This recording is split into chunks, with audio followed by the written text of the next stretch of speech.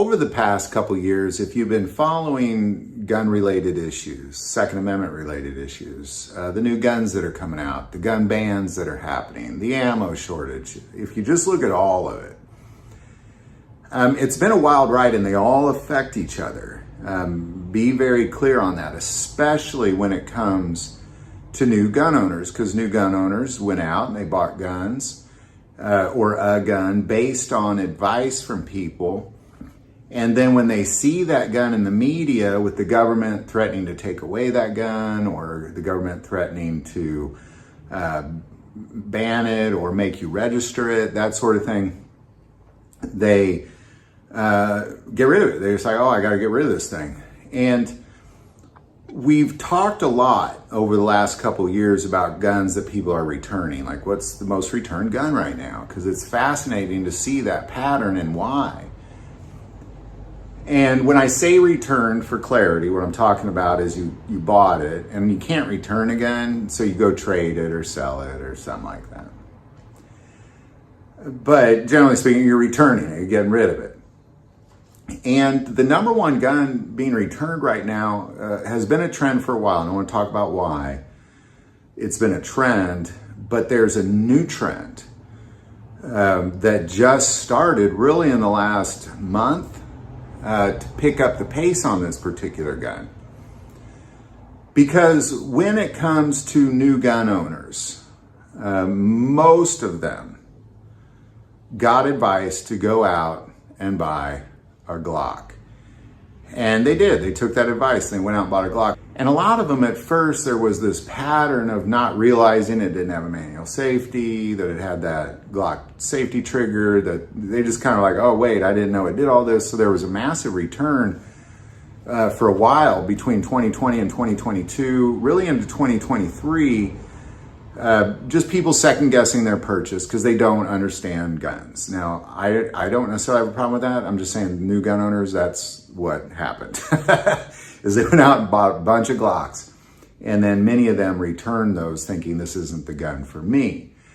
And it was also the number one returned handgun for a long time because it was the number one most purchased handgun. So just numbers alone, you know, whether you had a problem with it or not, if they sell 1 million Glocks and 100,000 of the other ones, well, there's going to be more people returning the Glocks just because of the numbers alone. But it's different now. There's a new thing that has happened in the last month that is actually, because there was kind of a slowdown of Glock returns for a while, and then it picked up.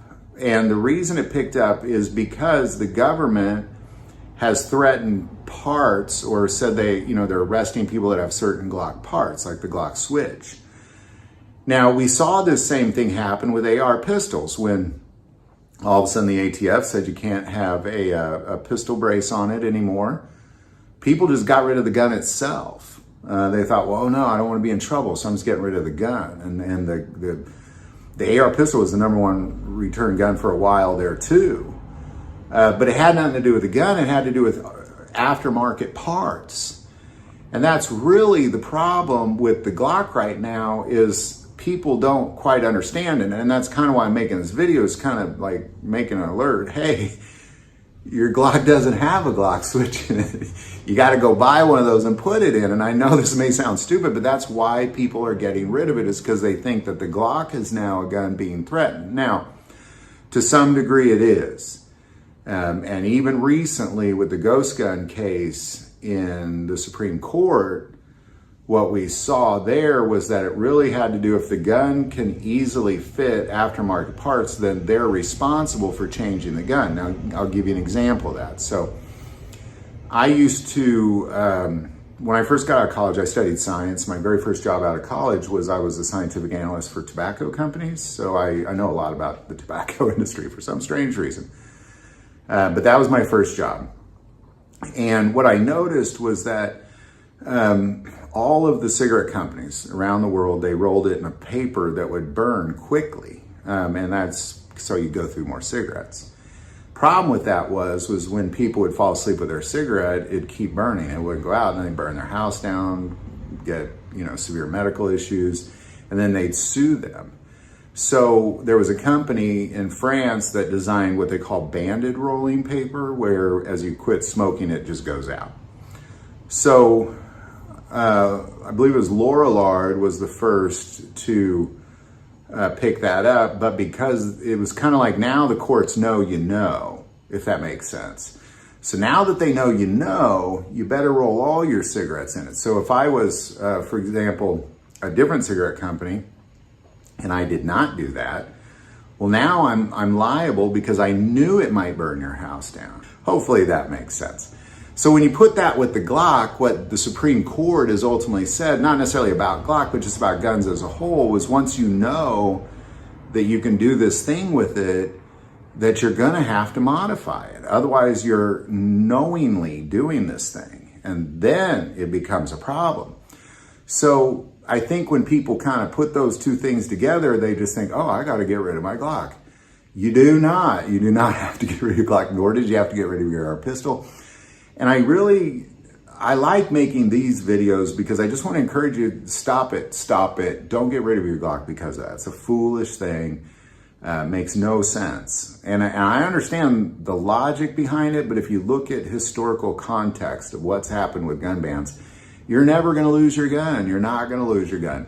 The only way you're going to lose it is if you get rid of it.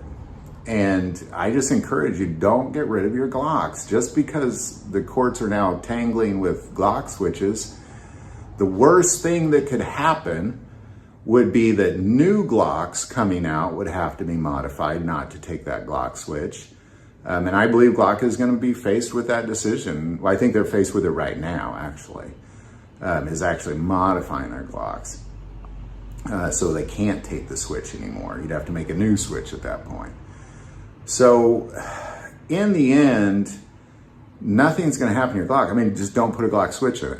That's all I tell you. You don't have nothing to worry about. It didn't come with one, so you don't have to get rid of it because the government's starting to really tangle with Glock switches. So there you go. Love to hear your insight on that, but generally speaking, keep your Glocks. Don't get rid of your Glocks. That's foolish. Keep your ARs, keep your AR pistols, all that stuff. But any thoughts or insight, put it below. Do want to take a moment, so most who watch this channel, hey, they're not subscribers, click that subscribe button. Greatly increases the algorithm and our ability to get these messages out. That link is below. But the most important part of this channel, we take prayer requests. So please don't ever, ever hesitate to send that in. Thank you for watching this episode of God, Family, and Guns. And as always, love God, love your family, love guns.